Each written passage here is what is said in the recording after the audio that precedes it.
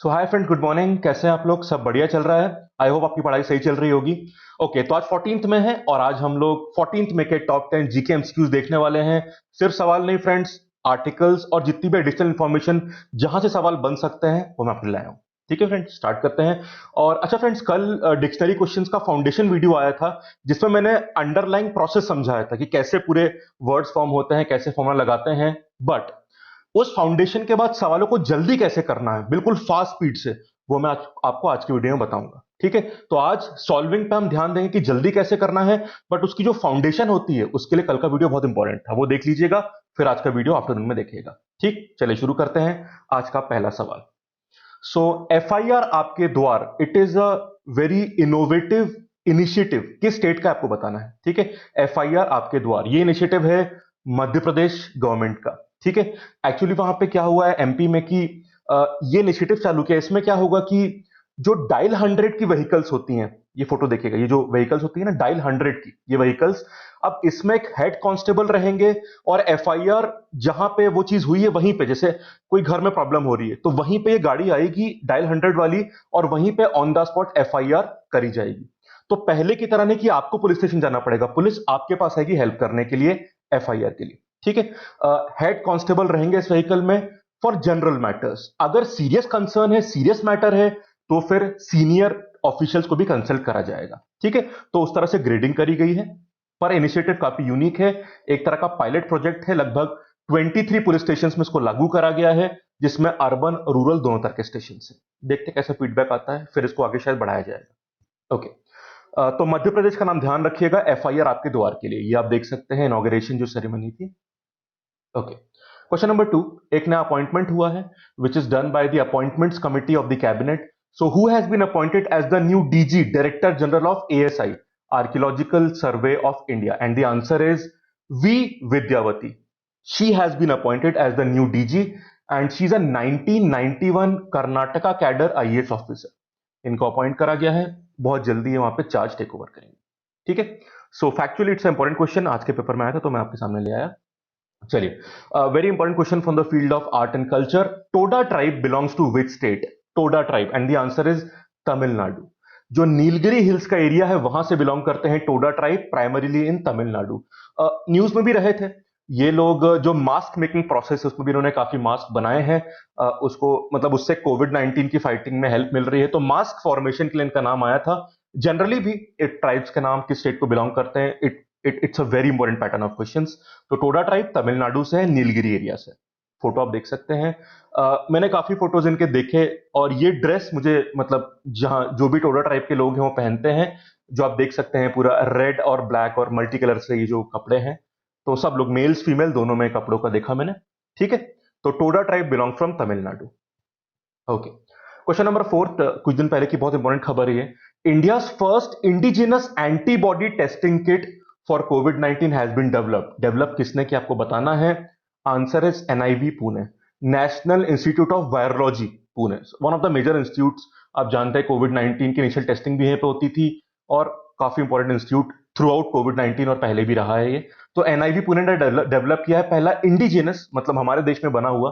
देखिए, जब भी बॉडी में वायरस आता है उसको फाइट करने के लिए बॉडी एंटीबॉडी बनाती है हमारी, और उन एंटीबॉडी की प्रेजेंस जो होती है वो वायरस की प्रेजेंस दिखाती है।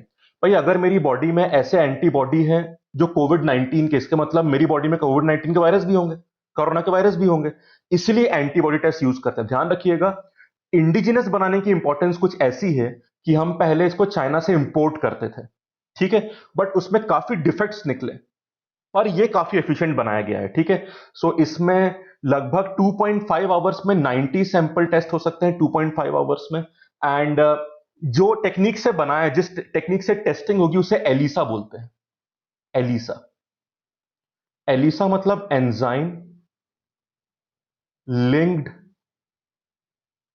Enzyme linked immunosorbent assay, ये फुल फॉर्म होता है।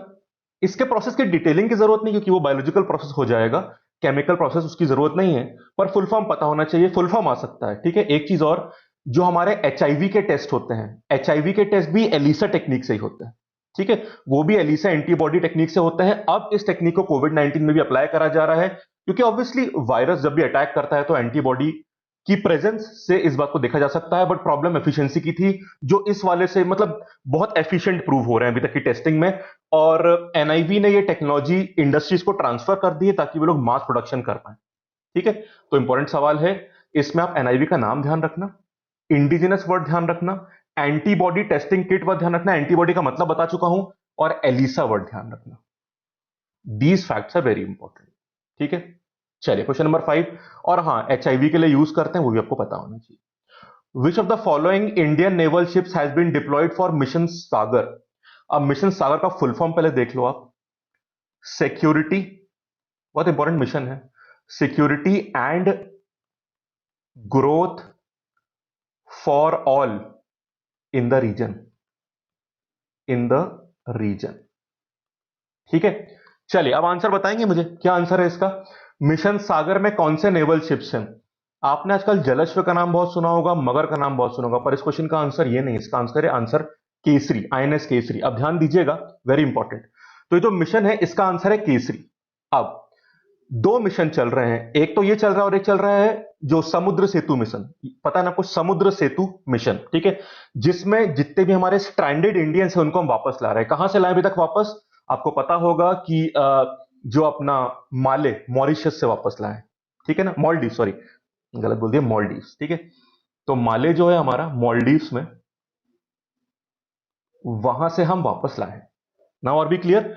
उसमें कौन से शिप का इस्तेमाल किया? जलश्व जो वापस आ चुका है, और मगर भी वापस आने वाला है। दो शिप से काफी इंडियंस, एग्जैक्ट नंबर पता, मतलब एग्जैक्ट नंबर पता करने की जरूरत नहीं, 600-700 लोग एक शिप में आते हैं। तो माले मालदीव से कोची लाया गया था इनको। ठीक है, ये है समुद्र सेतु मिशन। पर यहां पे मैं सागर मिशन की बात कर रहा हूं। सागर मिशन थोड़ा अलग है, ध्यान रखिएगा, उसके लिए केसरी का इस्तेमाल करा जा रहा है। सागर मिशन के तहत हमारी सरकार ने एक हेल्प मिशन भेजा है। कौन सी कंट्रीज में? हमारे नेबर्स, जो मैरीटाइम नेबर्स हैं। कौन कौन, मैं नाम बताता हूं आपको पहले। मॉलडीव्स, मॉरिशियस, सेशल्स, शेसल्स, मेडागास्कर, और कोमोरोस, कोमोरोस, कोमोरोस। ठीक है, ये सब हमारे नेबर है, Comoros, Madagascar, Maldives, Mauritius, Seychelles. और इस शिप में क्या भेजा गया है? Food provisions. ठीक है, उसके बाद मेडिसिन इंक्लूडिंग हाइड्रोक्सी क्लोरोक्वीन, उसके बाद कुछ आयुर्वेदिक मेडिसिन भेजी गई हैं, एक मेडिकल टीम गई है, एक्सेट्रा। ठीक है, तो बिल्कुल एक हेल्प का एक प्रोविजन इसमें भेजा गया है। It is a great initiative by the government of India. इसमें कौन कौन पार्टिसिपेट रहता है? मतलब सारे, कई ऑफिस में पार्टिसिपेट करते हैं इंडिया के। Defence ministry, ministry of external affairs, health ministry, मतलब कई लोग का एक मिला हुआ एफर्ट है ये भारत सरकार की तरफ से। तो अंतर समझ गए? समुद्र सेतु मिशन किसके लिए है? बाहर से स्टैंडर्ड इंडियंस को वापस लाने के लिए। और सागर मिशन किसके लिए है? Security and growth for all in the region, help भेजने के लिए बाहर। और कहां कहां भेजा है? 10 मई को हमारा केसरी जहाज निकल चुका है। सबसे पहले माले जाएगा, मालदीव, फिर कहां जाएगा? Mauritius, Seychelles, Madagascar, Comoros, help लेके। ठीक है, और उसके लिए केसरी और समुद्र सेतु जो मिशन था उसके लिए जलश्व और मगर आईएनएस को भेजा गया है। अंतर समझ गए ना आप? This difference is very very important, confuse मत करना इसमें आप। ठीक है, चलिए, तो INS Kesari is the answer. ये फोटो देख सकते हैं आप आईएनएस केसरी का। Great work done by the navy and government of India in this field. चलिए, एक्चुअली मुश्किल के वक्त ही तो आप पड़ोसियों के काम आ रहे हो, तो यही चीज तो बाद में याद रखी जाती है। ठीक है, कि हमारा क्राइसिस हम खुद को तो संभाल ही रहे हैं पर दूसरों को भी हेल्प कर रहे हैं। ग्रेट। चलिए, क्वेश्चन है IRIMEE, इरिमी। सो इसका फुल फॉर्म देख लो पहले। ये बहुत इंपॉर्टेंट इंस्टीट्यूट है रेलवे का, शायद नाम सुना होगा आपने, Indian railway institute of mechanical and electrical engineering. तो ये जो IRIMEE, ये कहां लोकेटेड है आपको बताना है। ठीक है, आंसर सुन लीजिए, आंसर जमालपुर है। एक्चुअली जमालपुर बिहार में है। जमालपुर और मुंगेर, जमालपुर और मुंगेर दो ट्विन सिटीज हैं, लगभग 8 किलोमीटर का फर्क है। और जमालपुर में है इंस्टीट्यूट, बहुत पुराना इंस्टीट्यूट है। और एक खबर चल रही थी कुछ मीडिया में कि जमालपुर वाले इंस्टीट्यूट को लखनऊ शिफ्ट करने वाले हैं। तो मिनिस्ट्री ऑफ रेलवेज ने ऑफिशियली क्लियर किया है कि ऐसा कोई प्रपोजल नहीं है, ये इंस्टीट्यूट जमालपुर में ही रहेगा और एक्सपैंड वहां पे होगा। ठीक है, तो लखनऊ शिफ्टिंग वाली खबर को पूर्णतः पीआईबी में रेलवेज ने खारिज किया था। ठीक है, इसलिए मैं क्वेश्चन आपके लिए लाया हूं। एक बार वेबसाइट देख लें, इसकी बहुत इंपॉर्टेंट है, इसलिए मैं बता रहा हूं आपको। हाँ, ये देखिए, this is the website, Indian railways institute of mechanical and electrical engineering Jamalpur. ये देख लो आप, it is one of the 6 centralised training institutes of Indian railways. They are functioning for training of railway officers. It is one of the oldest institute और 1888 से है। It was established as a technical school. ठीक है, बाकी पूरी कहानी दी हुई है। जमालपुर जगह का नाम आप याद रखिएगा। ठीक है, बाकी वेबसाइट को आप देखना, पूरा देख सकते हैं। It's good website.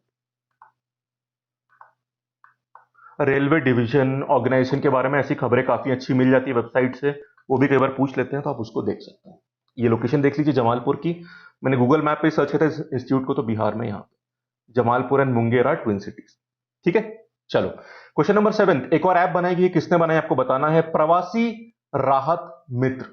ये ऐप किसने बनाई है? Answer is Uttar Pradesh. ठीक है, तो वहां का जो रेवेन्यू डिपार्टमेंट है उसने ऐप बनाई है in collaboration with UNDP, United Nations development programme. तो यूएनडीपी और यूपी के रेवेन्यू डिपार्टमेंट ने मिलकर बनाया इस ऐप को। This is for the welfare and proper settlement of the प्रवासी। जो माइग्रेंट लेबरर्स यूपी में वापस आ रहे हैं उनके लिए ऐप है। उन तक गवर्नमेंट स्कीम्स का फायदा पहुंचाना, उनकी हेल्प करना, उनकी हेल्थ का ध्यान रखना, पूरी स्कीम्स का फायदा पहुंचाना उन तक, इस पूरी चीज का कोऑर्डिनेशन इस ऐप के थ्रू होता है, प्रवासी राहत मित्र। ठीक है, और यूपी गवर्नमेंट, जैसे वहां पे था एफआईआर आपके द्वारा एमपी का था, ये यूपी का है। तो स्टेट के नाम से आपको क्लियरली याद होना चाहिए, इंपॉर्टेंट सवाल बन सकते हैं एग्जाम में। चलो आगे चलते हैं। Very important question, who was the president of India when the national emergency was imposed? बताइए, नेशनल इमरजेंसी जो मिड 1970s में लगी थी, तब हमारे प्रेसिडेंट कौन थे?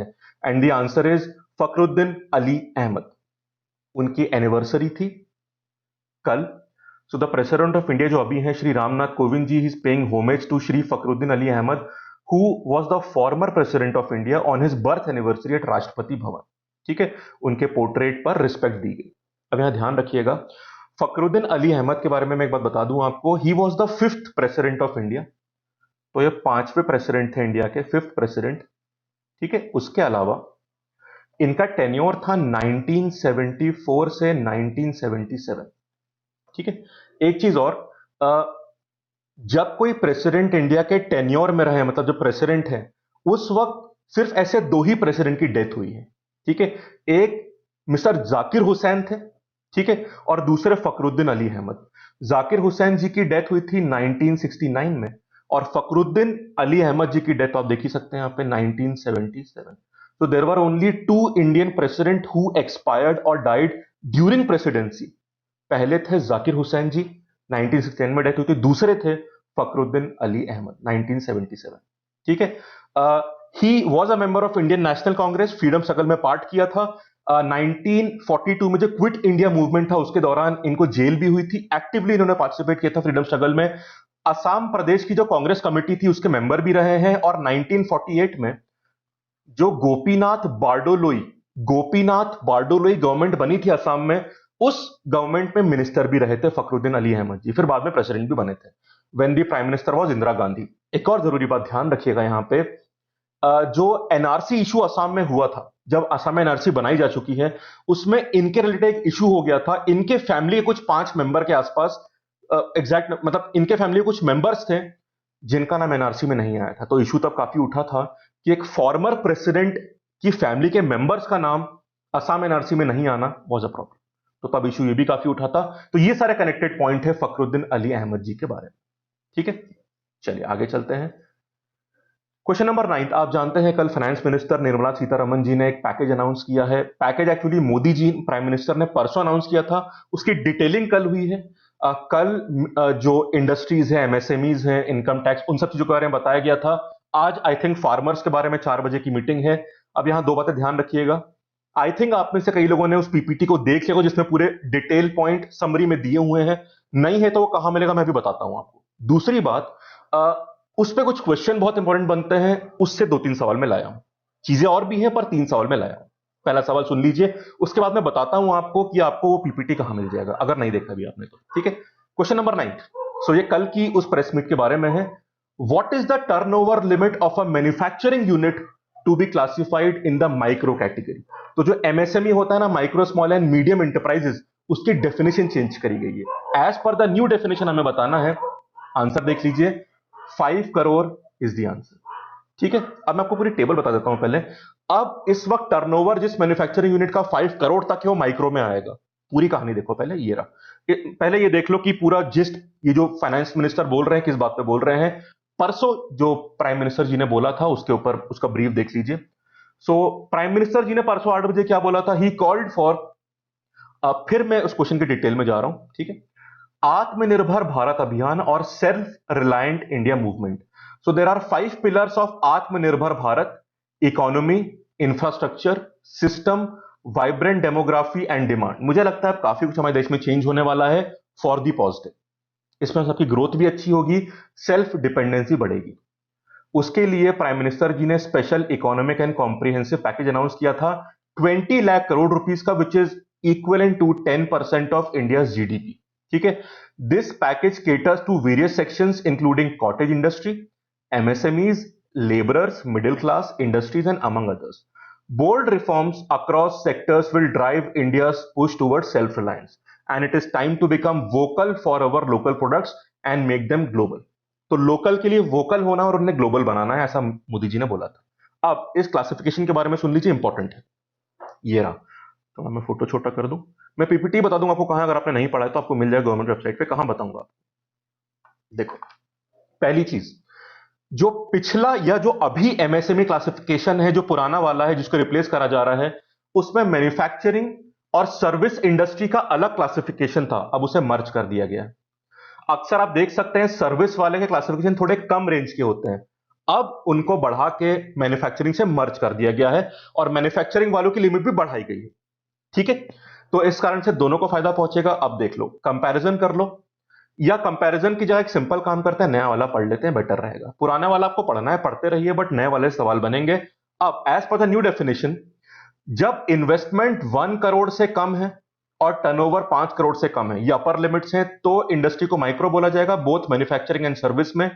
अगर इन्वेस्टमेंट 10 करोड़ से कम है, 10 करोड़ अपर लिमिट है, और 50 करोड़ से टर्नओवर कम है उसकी अपर लिमिट में, तो स्मॉल बोला जाएगा। मीडियम की इन्वेस्टमेंट की अपर लिमिट 20 करोड़ है और टर्नओवर की अपर लिमिट 100 करोड़ है। चेंज कितना करेंगे आप समझ सकते हैं। फॉर एग्जांपल, मीडियम की पहले इन्वेस्टमेंट लिमिट 10 करोड़ थी और इन्वेस्टमेंट की लिमिट 5 करोड़ थी।